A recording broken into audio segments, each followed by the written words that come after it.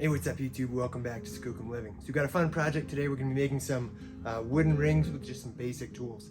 So you can do this with just a drill, a step bit, and some sandpaper. I'm going to be using a drill press just because it's a little bit easier, but you can do it with the regular drill. It just takes a little more precision. So with this, just makes it a little easier, especially while I'm filming. So I found a stick with a bunch of burls in it, and I was hoping it had a bunch of figure.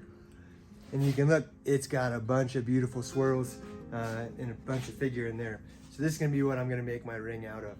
So first step is you want to find out about how big your ring is. I have a ring that already fit my finger, and I just did this by trial and error. Measure about how big your finger is, and then you can always sand out a little bit more to make it fit. So with this, I'm going to find out where we want to put the ring. I'm going to go in this upper corner right here, and I'm just going to mark it with a circle so I know where to be drilling this hole. So first step is I'm going to be drilling this hole out to just below my ring size.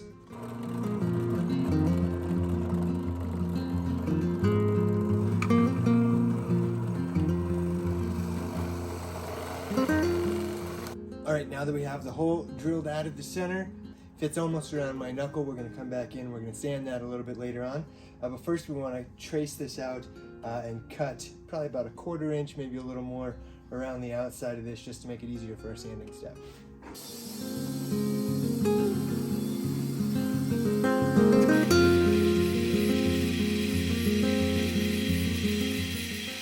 Alright, next step is to make it a little more perfectly round, so when we go in and do a little more sanding on there, it gives us a perfect round shape. I don't have a mandrel or anything like that, so I just took one of my old step bits and I put different amounts of electrical tape on there depending on the ring size.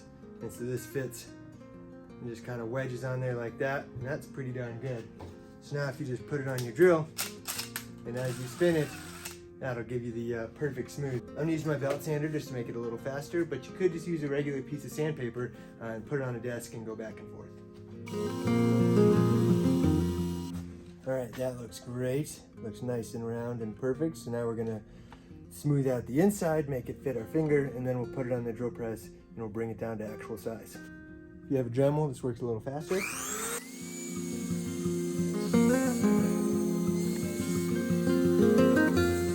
So I like to do a little trial and error. Once it gets real close, bring it back to the little hand sandpaper just because you don't want to go too far. Boom, just like that. Now we're going to put it back on our mandrel, but this time I'm going to put it on the drill press to make it a little easier to work with.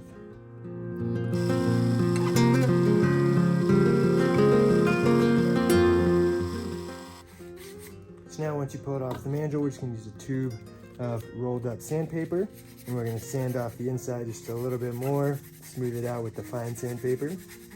Hit it at a little bit of an angle as well. It'll give it a bit of a round over on the inside, make it more comfortable to wear.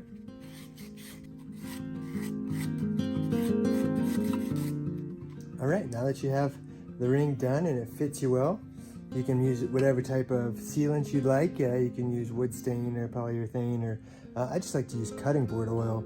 I think it looks real nice and it's reapplicable. So you can just kind of give it a soak to begin with. These are both the same types of wood, and you can see the difference by putting the cutting board oil on there. It really brings out the grains of it. Beautiful, so cool. So these things tend to work better on really tight grained. Hardwoods work really well for these. Softwoods, they tend to split real easy at the seams, and so that's one of the reasons why I liked these burls, is there was no real clean grains. They're kind of wiggled all over the place. Well, that's it for me today. Hope you enjoyed this video. If you did, consider giving it a thumbs up, maybe subscribe, and I'll see you in the next episode. Thanks for watching.